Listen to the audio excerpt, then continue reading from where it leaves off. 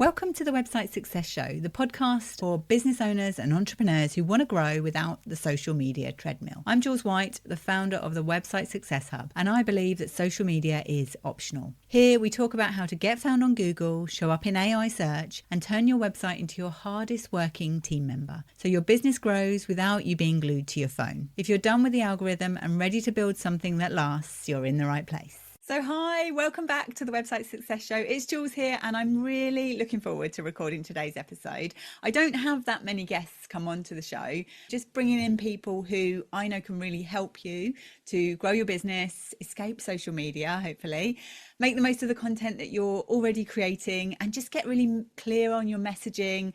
And I just really want to bring people on that you'll find are interesting conversations. And I know this is definitely going to be a good one today. So I'm very excited to welcome a special guest today who has helped me in my own business. So welcoming the lovely Rebecca Mackay Miller from BLOC and Rose. So Rebecca and I met through the Female Founders Rise community, which is a fantastic community of women entrepreneurs. And you know, I'm all about community and really making the most of the people that we meet and getting to know people and building on relationships. So welcome, Rebecca. It's so lovely to have you here. Thank you. Thank you so much for inviting me onto this. I was reflecting this morning on how we met, and it was through Female Founders Rise, but you very kindly offered to be part of some research I was doing into how to, I think, build a brand as a multi-hyphenate, as a multi-passionate. And I feel like now we've gone full circle, right? Because you helped me through that, and then I supported you in some stuff, and now here we are, I guess, sharing the fruits of Yeah. all of that collaboration and work that we've done together. So yeah, Yeah. really excited to have this Yeah, I think conversation. absolutely. Yeah. And I think that it does just show the power of collaboration as well. I think it's definitely been helpful. When I can't remember if I think I saw you post something in the FFR group after we'd already met and worked together and everything. And I saw you post something in the group and I just thought, oh, that would be a great chat to have, really, I think. So I think part of this is the world of search is changing massively and has already changed. Lots of things haven't changed, and I've definitely talked about this over the last few episodes of what things we don't need to worry about, but also the things where the foundations are often the same. And I think it's definitely that there's so much there that people need to have set up to get their SEO working for them and get their business showing up on Google. And I think we can often skip to just how can I get AI to recommend me, but we get the foundations in place first. We get our website set up well and set up in a way that's going to work for us. But one of the big things, and this is the reason I wanted to have a chat with you, Rebecca, was about the ways that we can stand out, because anybody can create content, anybody can generate something that generate like content using AI. But the thing that helps us to stand out, especially from an SEO point of view, is our unique human lived experience, our own perspectives. And that's really the only way that we can stand out now and show that we are an expert in what we do, rather than just somebody who knows how to use an AI tool to create content that makes us look like an expert, really. So that was why I wanted to have this chat with you, Rebecca. So I would love you to introduce yourself and let us know what you do. Sure. So I'm Rebecca. Hello. I do essentially on paper, it's positioning and personal brand for multifaceted, multi-hyphenate, multi-passionate founders. And essentially what that looks like is getting them known, helping them stand out for their one big ownable idea, perspective, philosophy that doesn't separate from what they do, but more kind of encompasses it. So, imagine you're the kind of person, I imagine many of your listeners are, who might do group programs. You might also do some consulting for corporates. You might have a creative pursuit that you do on the side. You might be really be really active in a cause somewhere else. And, potentially you've got something completely different going on elsewhere. This is who my clients are, basically. And when they come to me, they are exhausted from marketing multiple versions of themselves. or feeling like they're a slave to the algorithm because they're constantly having to show up in different places. Often, and this is one of the things that came out of the research that you were part of, they feel like their different facets undermined each other. So, for example, I had a conversation with this. She had been an actor, she had been lots of different things, but at the moment she was a singing coach. She was teaching singing to kids, which is the most beautiful thing to do. And she was also a presentation coach. So she was a vocal and a presentation coach to corporates. And she didn't feel like she could talk about the singing lessons because she felt like it undermined her authority in the corporate space. And to me, that's so sad. Um, because none of us are one thing, right? And it's just so sad and so exhausting, especially I think when you get to a certain age, you're like, no, done with this. I'm done following the line and feeling like I have to show up in a certain way and be one thing to be heard or understood or credible. So the work that I do with clients is to read this stuff and really mine and uncover the beliefs and the thoughts and the ideas and the philosophies that connect all the different things that they do, find the thread, and then translate that thread into a really ownable, punchy idea positioning platform that is what they become known for. And they use that to sort of rise the tide, I guess, on everything else that they Amazing. do. And what that means is rather than walking into a room and being like, oh yeah, I do, like I've got a group program and like, I consult over here and I'm also, I do a lot in for that cause or whatever. You were like, I do lots of things, but really what I'm interested in is this, or really what I'm known for is this. And that becomes the spark of the conversation, and that becomes the thing that you're known for and recommended for. So, in quite a big nutshell, actually, that's what I do. That's amazing. And that does say in a nutshell the work that we did together when you helped me. I had a session with Rebecca, and it was the spark actually that brought together the whole social media is optional philosophy for my business. And I have to say that since I embraced that and since I had that session with you, well, the first thing I did was I created a podcast series, and you can go back and listen to those episodes from episode 102 to 106. I've recorded lots of episodes since then about social media being optional, and in fact even before that, like I think I worked out the other day that episode 2 is all about social media being optional in The one way or threads are another. So always there. yeah, it always has been there, but having that chat with you helped me to map out those 4 or 5 episodes that became a series that was I felt really proud about that series. I talked in those episodes about like the damaging effects of the algorithm, why women in particular are affected by this, and it was all things that we'd had a chat about, and you helped me to just come together or like get together a plan of how to make that something that was really tangible that I could use in my business. And I have to say that episode 102, which is the one that kicked off that series, has been my most downloaded episode ever. It's called Social Media is Optional: How to Grow a Business Without Constant Posting. And it's far and away the episode that still gets the most amount of downloads. So definitely it resonated with people. And I think that's the one thing that I've found since then. I think all of this, it kind of, you dip in and out, and I'm still working on this. I'm still getting the confidence, I think, to be able to say that is the thing. This is what I do. I help people with their SEO, but the thing that I'm really known for and becoming more known for is the social media is Yeah. optional. And I've just launched a community, the Success Without Socials community, and I'm honestly been blown away by how many people have wanted to join straight away. And I can't say I'm surprised about it, because this all comes from conversations I have every day with people about the fact that they hate social media and hate the constant posting. But I think just having that chat with you, it was just so powerful just to get those ideas in kind of one place, I think, really. So yeah. So thanks for that. But I love hearing these stories because, like, there's so many things that I could kind of say on that. I mean, you've got your new community, but you've got your old community and you've got your SEO work that you do. It's all always sort of centered around that.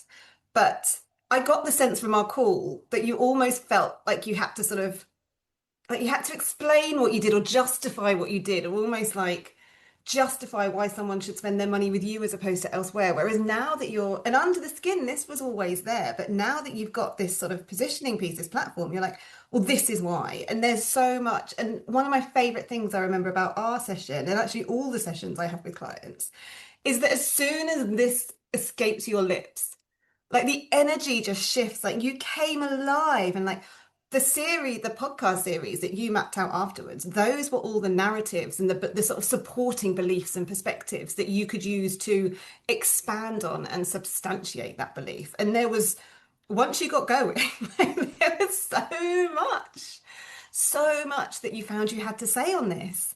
And this is the magic of it, really, because then suddenly you're not finding yourself talking about the things you do, you're talking about the things you believe. And there is so much more passion and energy that will come through every word you say and every word you write. And people pick up on that and they're like, yes, I believe that too. Or like, I hadn't even thought of that, but yeah, I'm interested. I want to know more. How could that work for me? And it's a far more effective way of connecting with people and cutting through than just talking about the benefit of SEO, which, to your point earlier, anyone could ask that question in a chat and they would spit out content that isn't wrong. Well, sometimes it is. In fact, quite often it is. Or not, maybe not wrong, but maybe 1,000 people's voices. That's the trouble. Right, exactly. It will be boring and bland and forgettable. Yeah. And quite often not necessarily wrong, but maybe out of date, or right, not right for your unique business, or maybe not coming at it from the point of view of, or social media is optional, but if you're not going to use that, then these are the other things you do need to do, really. So, yeah, exactly. Yeah, definitely. So I think there's kind of two sides of this, really. There's the human side, and I think this is true with websites as well. There's the human side of you're thinking about the person that's reading your website, but also behind that, you're also thinking about the bots that are reading through your website and understanding more about what you do. Mm. And I think, as you say, we have to use the words that people are searching for on our website, and that's something that can be a bit difficult, and especially for I see this quite a lot if I'm doing website audits and things like that. I see this quite a lot. It's a common thread actually that does come through, that people, it's just not clear. I look at a website and I'm not 100% sure what people do, and I think that can be hard when we use very emotive language on our website, and we are those kind of multi-passionate people who don't want to be boxed in. Yeah. Does this work that you do, I know sort of how it helped me from my point of view, but in terms of actually getting these things into plain language that somebody can understand, what are your kind of thoughts on that? Because I think it is really important for the bots and also for people. I always say if my 11-year-old nephew or my 82-year-old mum can understand what you do, then that's helpful, really, to be put in the arena to even be considered to show up in search. 100%. Like my filter that I have for myself is not would my daughter understand it because she's 8, and I think that might be challenging myself a bit too much at times, but like could a 12-year-old, I feel like a 12-year-old is sort of the base level. Like could a 12-year-old understand and get a grasp of what I do? And actually I'm giving my daughter a bit of a hard time because someone asked her the other day what she said, and she said that I help people find their voice, and I was like it's not necessarily language that I would use, but I was like that is it, that is what I do. And it can be challenging because sometimes the thoughts and the perspectives and the philosophies, like they run quite deep and they're quite expansive, and it requires a lot of distillation and organizing. So much of my work is, I call it soft end and sharp end of the stick. And the sharp end of the stick stuff has to be the very basic, like who are you building this for? What do they need? How do you deliver it? How are they going to measure success? What's actually going to change for them? Like really, really base level stuff. And you want to be able to answer those questions in a sentence, a short sentence.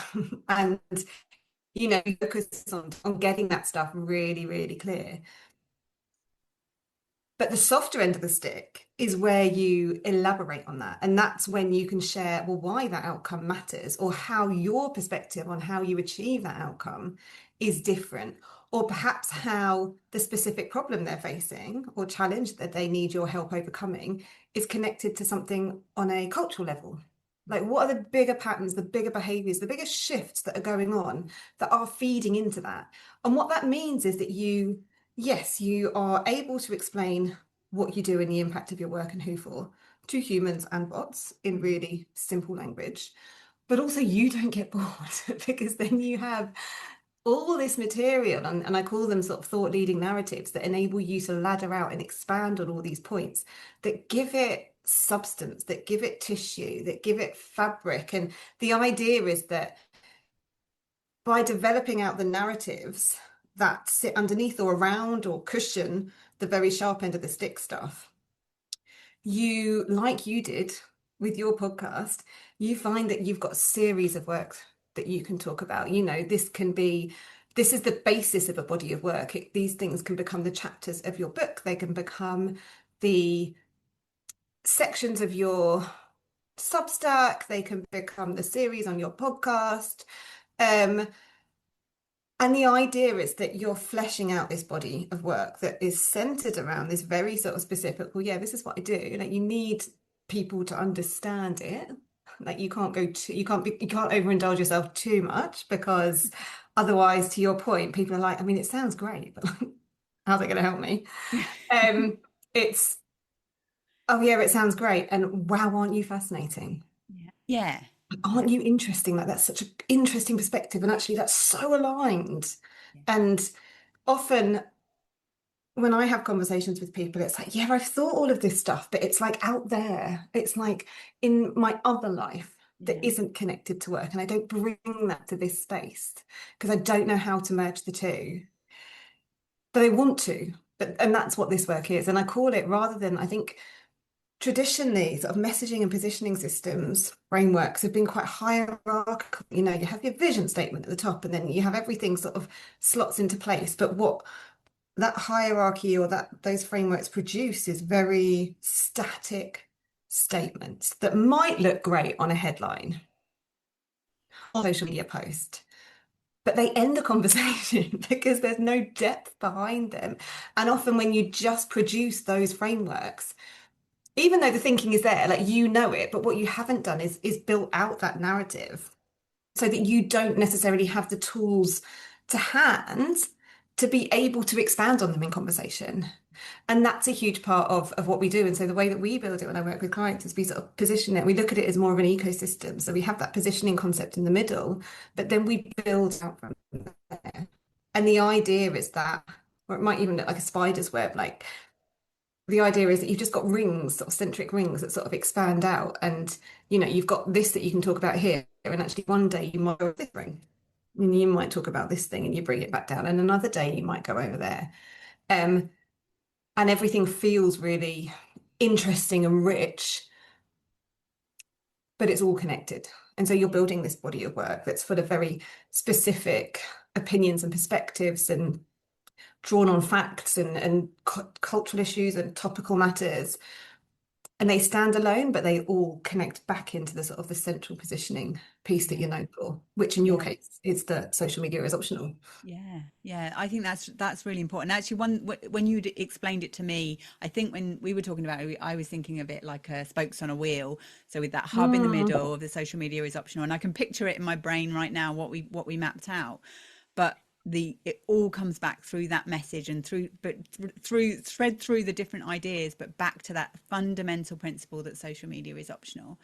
And I think this is really relevant actually for another one of the core things that I believe is that we create content. Firstly, I believe that we create content that we own first. So you mentioned Substack there. I would always say, let's get it back onto our own domains. But yes.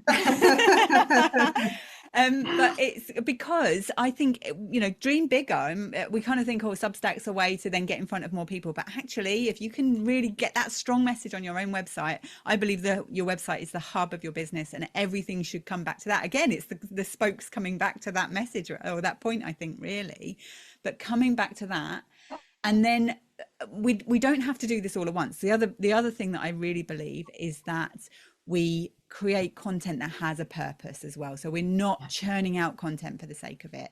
And this is something that's developing more. I think this idea, I'm definitely leaning into this more than ever. So businesses start with their core pages, they get those set up, the pages that are closest to the sale. If you're trying to make money from your business, then get those bits set up Yeah. first. And actually even weaving those core topics and that one idea, weaving that through those pages first and foremost, and then create some cornerstone pieces of content, as you mentioned, the thought leadership pieces of content. Yeah. And then you've got those webs to then expand on from there, but you don't have to do it all at once. And you never have to, as you say, never have to worry about running out of ideas, because there's always things there that you can expand on. But from an SEO point of view, what that also then helps with is that thing of having this bank of content as well. So especially if you're linking all of those things together as well, then the bots that crawl through your website can see all of that content linked together.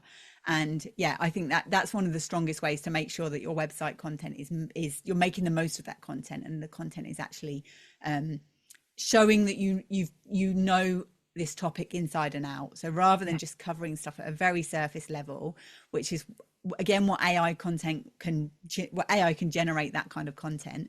But there's a new term coming out now that's like commodity versus non-commodity content. And commodity content is the stuff that any AI bot could create, and anybody, you know, like the list of top tens and all of those kind of things that we would have seen on blogs years ago. Actually, the non-commodity content is the stuff where it is your unique lived experience, I think, as well, really. So yeah, it's so powerful, but it also does mean that we don't just have to churn that content out for the sake of it, I think, really. Yeah, and I love that. And one of the things that clients often come to me and say is, yeah, like it sounds great, but like, what if I don't actually have an opinion? Like, what if I actually don't have something really unique to say? And or like they do, but they just think it's too distance from my work, or you know, and once we start kind of going through this and actually pulling ideas out, you can almost see there's this like visceral like exhale and like shoulders dropping, or almost sort of like, oh, like wow, I actually have to say it, or like, and there's a sense of like belief and then relief actually that there is all that they've got this sort of wealth of rich ideas and perspectives within them. And it's not that they were never there, but what they've never been able to do is organize them because they're too close to it. And so because it's felt too complex or too messy or too scattered or whatever, they've defaulted to the, what should you call it, the commodity type content, because, you know, you've got to get something out there, right? You have to show up, you have to be visible. But to your point, but you're absolutely right. It's about doing less of that and more of the stuff that's going to make an impact. And the way that you and I and everyone synthesizes what we learn and what we experience and our expertise and how we move through the world, like no one else is going to, even if people have had quite similar journeys or quite similar backgrounds or do something the same, no one is going to synthesize that in the same way that you do. No one is going to anchor that into a specific perspective or use a specific filter with which, or lens with which to tell that story or share that point of view. And I think now more than ever, that's kind of all we've got going for us in this world where Is. any idiot can spit out content. And they can look like they know what they're doing. They can look like and you know, what's really sad is that they probably really do. But they're not giving themselves a chance to actually share the richness that they hold because for whatever reason they're defaulting to AI. Yeah, definitely. I think there's lots of interesting conversations going on around AI and around how it maybe it can be robbing us of that creativity and that sort of that creative, I don't know, like coming back to thought leadership, I suppose, really, that just that ability to get our ideas out of our head. And actually, I created an episode about this. Let me just have a look for which episode it was. It was about, let me have a look. Should have looked at this. Episode 128, is ChatGPT making you doubt yourself? And I talked in that episode about how using AI too much for the kind of making like the thoughts, the thinking stuff, I definitely am all for it, for getting rid of the work that, you know, that you don't need to have your brain, you don't need to be the Yeah. one thinking about it. But actually, yeah, even that, just going back and forth with that AI and relying on it to almost think for you, I think is a real dangerous point. And I think we're at a point where the businesses that do keep hold of that creative power and keep hold of their own thoughts and their own unique opinions, then I think that it does help to strengthen your position moving forward, I think, really. Like cognitive atrophy is real, and I don't think it's only down to AI, because I think it's been slowly happening for a long time. But you think like scrolling, and I remember reading something about how like since we all started scrolling as opposed to sort of physically turning pages in a book, like we don't have that pause. We where our to give our brains a chance to actually sort of stop and process in any way. It's just this constant stroll. But I think that AI has accelerated that, and there have been times where the brain fog has been so real that I have found myself like in Claude being like, oh, what do you think of this? Or what about that? And then I have to step out and be like, no, because I don't know, recognize what I'm saying anymore. Like this is like thinking, it steered this conversation and it steered it away from actually what I think. And you have to be really boundaried with yourself. But it's hard because it's silently become second nature for so many people. And I think it is dangerous, Yeah, I think. not just from a standing out and a becoming known for something point of view, but also for just like our mental capacity and agility and Yeah, I do wonder whether we're at the point where it feels like each generation has got more educated over, so more people have been able to read and write than probably ever in human history. And you do wonder if things will tip back the other way, especially with voice chats and things like that, whether actually we're now at a point where future generations will become less literate. And yeah, it's there's so mad, much isn't to it it? in this. It's But there's interesting. also like, and this is one of the things that actually one of my clients really believes, and it's something that we're really building out with her. Like she has this belief, and it's not even really a belief; it's a fact that we're the last generation that knows what it was like to exist without phones and this kind of technology, and so we almost have this duty of care to our kids and to future generations to pass that on and to make that known. Yeah. Um, And that feels like such a pivotal point in human history, Mm, doesn't it? And yeah. it's a lot. It's like, God, yeah, like I look at my daughter's childhood, and she is not on screens at all by any stretch of the imagination. Like it's a very different world that she's growing up in. Like so much, she's 8 and so much of her homework is online. Yeah.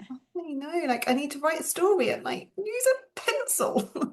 Yes, and your Draw it. brain. Yeah. I can't But it's even imagine growing up incredible. with this connected, like being connected. I can't even imagine being at school and then being connected when you're outside of school as well. I just think it must be really hard. Yeah, Yeah, I agree. definitely. There's definitely something I've found, like since I quit social media at the end of January, I've and I'm going to do an episode in a couple of weeks about this, about like your first 90 days outside of social media. It's like almost the detox after it. So, but yeah, it's definitely been interesting. I've read more books than I have over the last few years, definitely. And I feel like a lot of the noise in my head has quietened Gone. down. So Yeah. I think again, having this and having that philosophy there and really sticking my flag in the sand around it has been so Yes. helpful for me, really. And I think probably for Sentiment. women in particular, and one of the things that we explored when we were chatting was about the feminism thread running through what I do Yeah. as well.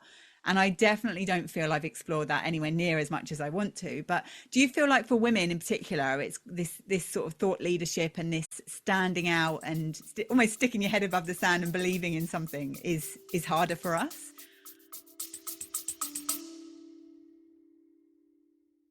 Just a quick break here. If you're ready to get more from your website without feeling overwhelmed, come and join us in the Website Growth Club. It's my monthly membership where we focus on one simple, actionable SEO or website strategy each month, with step-by-step lessons, live Q&As, and real support to keep you moving forward. You don't need to do it alone, and you can find out more and join us at the website successhub.com/grow. I do. I do, and for a plethora of reasons. I mean, there's the sort of the obvious one, I guess, which is that this route hasn't been available for us to hundreds and hundreds of thousands of years, this intellect, this thinking, this writing, this storytelling, all of it was very much the realm of men, and it wasn't for men. And you see that through history with brilliant female authors who sold their workers or pushed their work under male names, and Or a it's lady. a lady, exactly, the famous a lady, and it still happens in the workplace today, right? Women are still undermined and overruled, and we've had this very strong narrative that's been instilled, which is stay quiet, Mhm. don't make a fuss, do Don't as you're stand out. told, don't stand. Yeah, exactly. And that narrative is changing, of course, but it's still so internalized for many of us, I think. And I think we're all at a point in our lives, and many of my clients are at a point in their lives where they've hit midlife and suddenly they're like, why? No, actually, I they have this recognition that they followed a path that was perhaps not necessarily chosen by them consciously. Um, and now they're at the point where they're like, perhaps they've started their own businesses. Maybe they started their business a few years ago, but still kind of followed the rules a little bit and did it the way it was supposed to be done. Um, and suddenly they're like, no, I've got all these ideas, I've got all these thoughts, and they are screaming to come out. And I am just done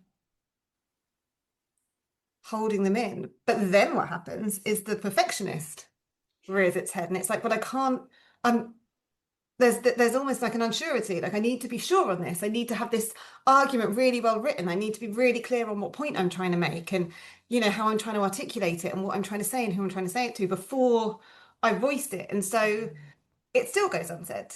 Yeah. And I think there's a fear, isn't there, of raising your head above the parapet. Women are trolled, women are attacked, women are sexually abused in comment sections online. It's awful. Like, it's awful what can happen. So I think it's a frightening place to be, but it's also vital that we put ourselves out there, because we're paving the way for the future generations, right? It's Yeah. nothing changes if nothing changes, and that change has to come from the field up, Yeah. because it's not Absolutely. coming from the top down fast enough. No, definitely not. I definitely had some feelings around that when I created the series after I'd spoken to you, and I created that series. A couple of the episodes brought those feelings up for me of, I don't know that I should be talking about this. I'm not enough of an expert. Like on the episode on how the algorithm silences women, I was like, Yeah. I'm not sure I have enough And I evidence for this. remember in our session, you were really unsure on that, and we Yeah. had to spend some time on it, because you were like, oh, I don't really know about that. Oh, I need some more stats before I can talk about that. I need to do this. And I was like, do you know what? Like, it's actually fine. Like, if you feel like you need more stats to substantiate it, that's fine, because that creates a broader, richer narrative and opinion and argument and case. But so often we let that stop us. Yeah. And I can go back and expand on that topic later. I Exactly. haven't revisited it, probably partly for that reason, but I'm glad that I've at least got that episode out there. And Yeah. when I listened back to it, it was like, actually, yeah, I'm not claiming to be an expert on this. I'm just saying, just raising the topic, and actually it does relate to all of the other things as well, really. So And yeah. actually, that's an amazing point about not trying to be the expert. And I think that and this is a reframe that often comes with this work, because it's quite easy, not easy, it feels safer to hide behind the deliverables. If you do this, you will get this. And I think sometimes people do it, whereas sharing, but then also there's the fear of being the expert. Whereas when you start sharing opinions, it's like, oh God, I'm really putting myself out here. But the reframe that needs to come with that is, but by sharing this opinion and this belief, like, inherently it's not necessarily true. I don't, it's not true, but it's your lens, it's your perspective, it's how you synthesize that information. And so rather than needing to be an expert or feel like you're claiming to have all the answers, it's seeing it as a contribution. Yeah. Like this Yeah. is just me contributing to that conversation, contributing to the wider narrative, like connecting dots that maybe people have seen before, but perhaps they haven't, or perhaps my people haven't. Yeah. Yeah, absolutely. And if I you can think, see everything as that little contribution, it takes the pressure away. yeah, it does actually. Yeah, definitely. Mm. And then even just linking to, I'm just thinking from a website point of view and a blog point of view, even just then linking out to the places that helped me to form that opinion, Yes. even simple things like that can help to reinforce the fact that you have done a little bit of research. I've not just had AI generate this for me.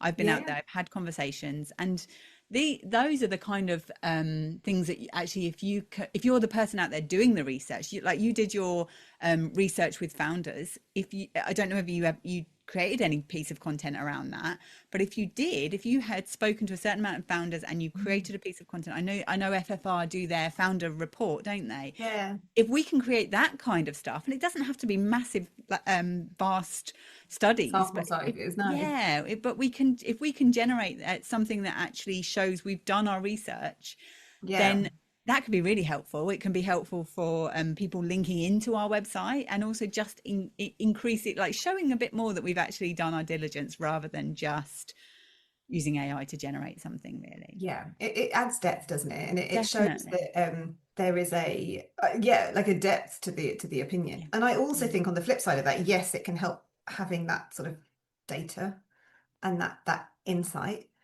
But then there's also something that I feel, and this might slightly be at odds with the specific conversation we're having, but I also really believe that we've massively outsourced our own sense of knowing to data.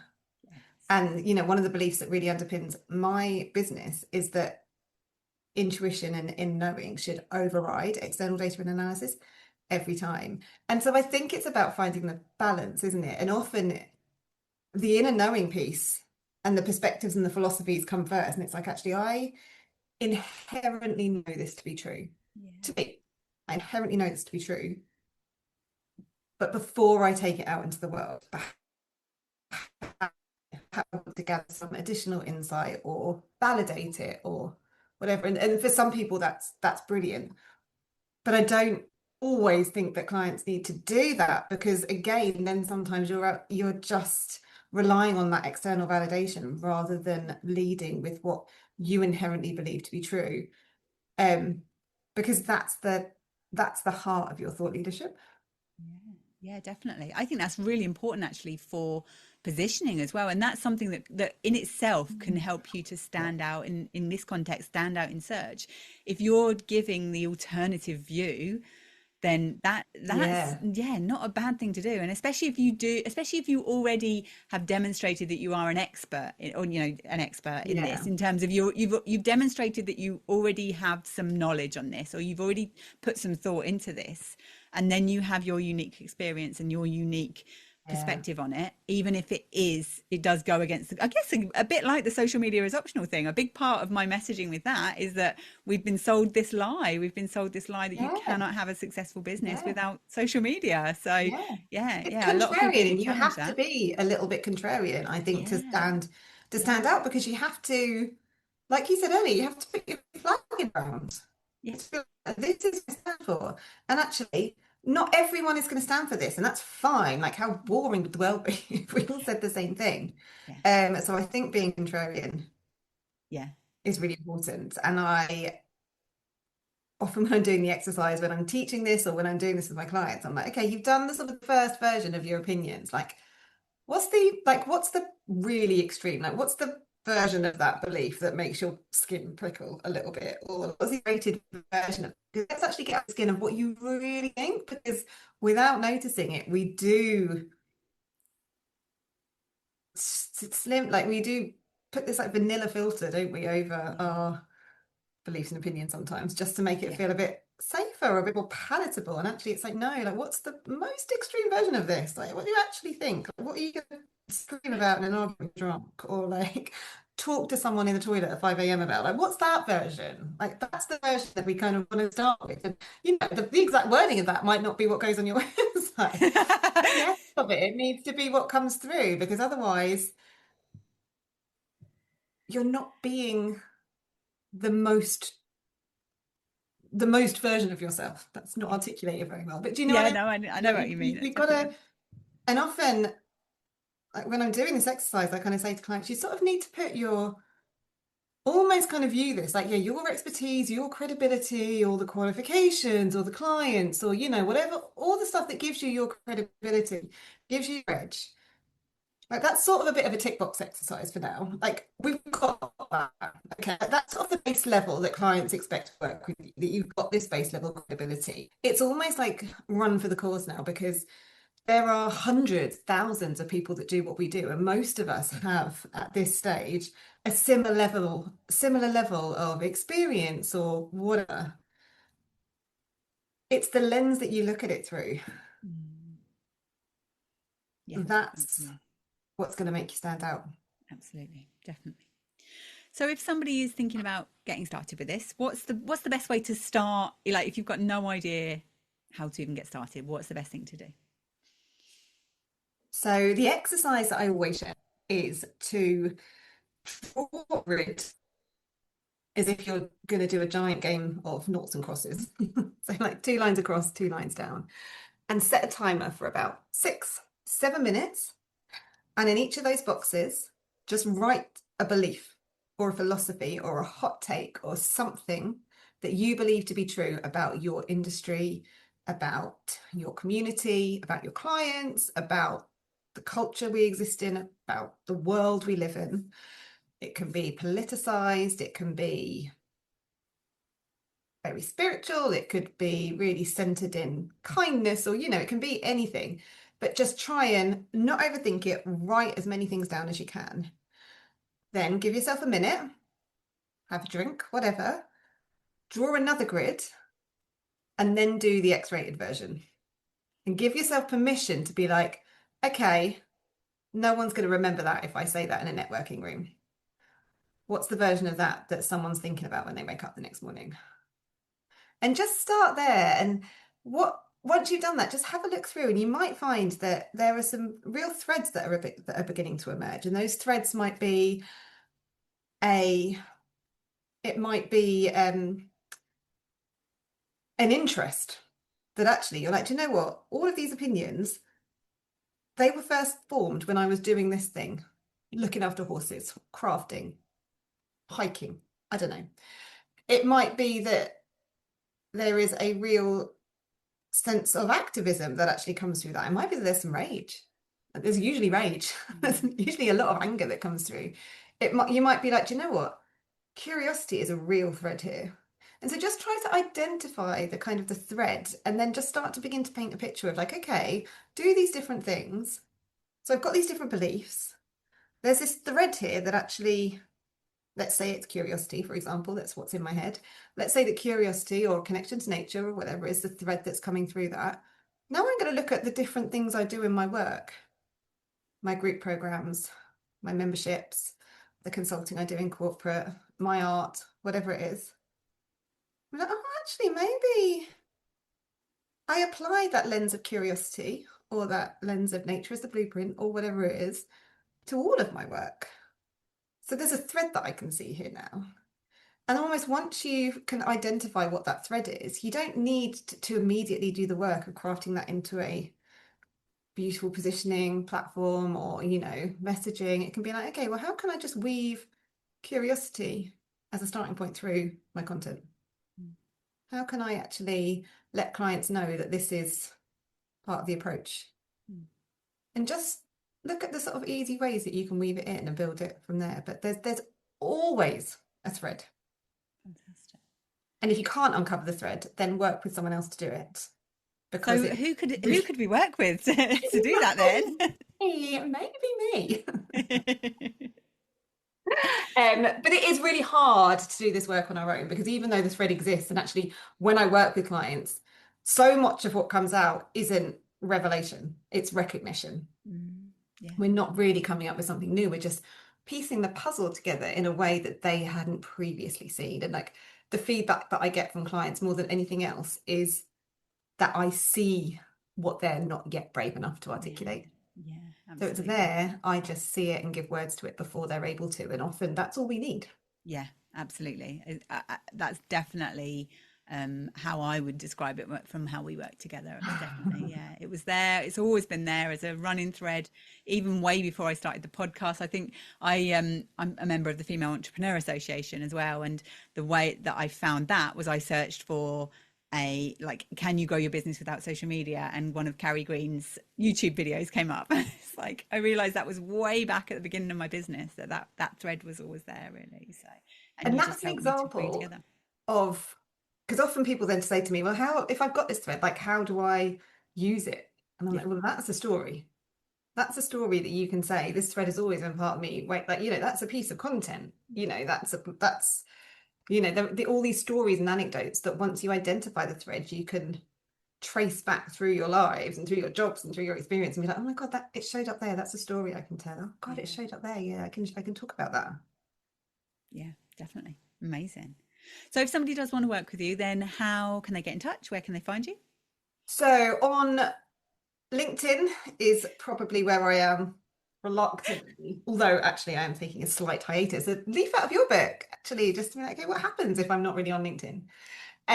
Or my website, which is blockandrose.com. blockandrose.com. Yes. Fantastic. I always love it when people do actually share the content that they own as well. Oh my God, don't say social media.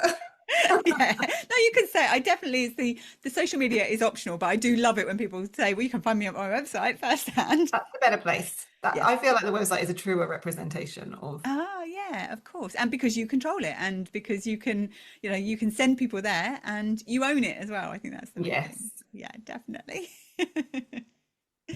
So then this has been such a great conversation. I knew it would. Thank you for joining me here. And I hope that it's been helpful for those listening. I think just remember that social media is optional, but standing out against the AI generated content isn't. And I think this is the way to stand out. This is going to make such a massive difference, really.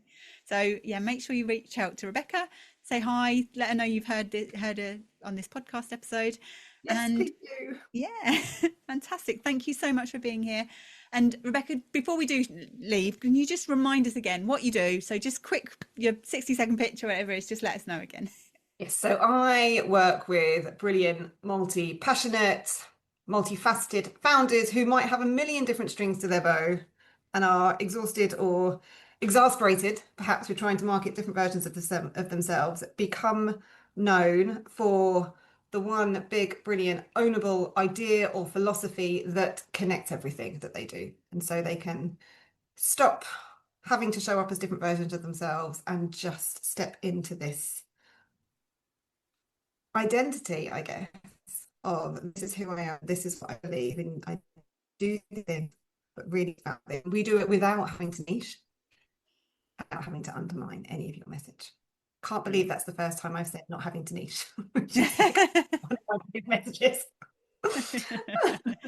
Oh, fantastic. Oh, well, thank you so much.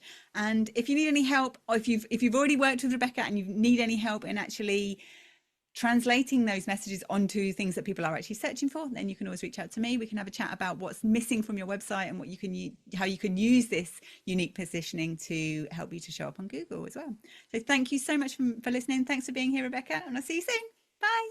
Thanks so much for listening to the Website Success Show. If today's episode resonated with you, I'd love if you shared it with a business owner who needs to hear that social media isn't the only way. And if you're ready to take the next step, come and join us in Success Without Socials, my community for business owners growing their business their own way. Right now, you can join for free as a founding member and help me shape the community as it grows. You can find the link at thewebsitesuccesshub.com/social. See you next time.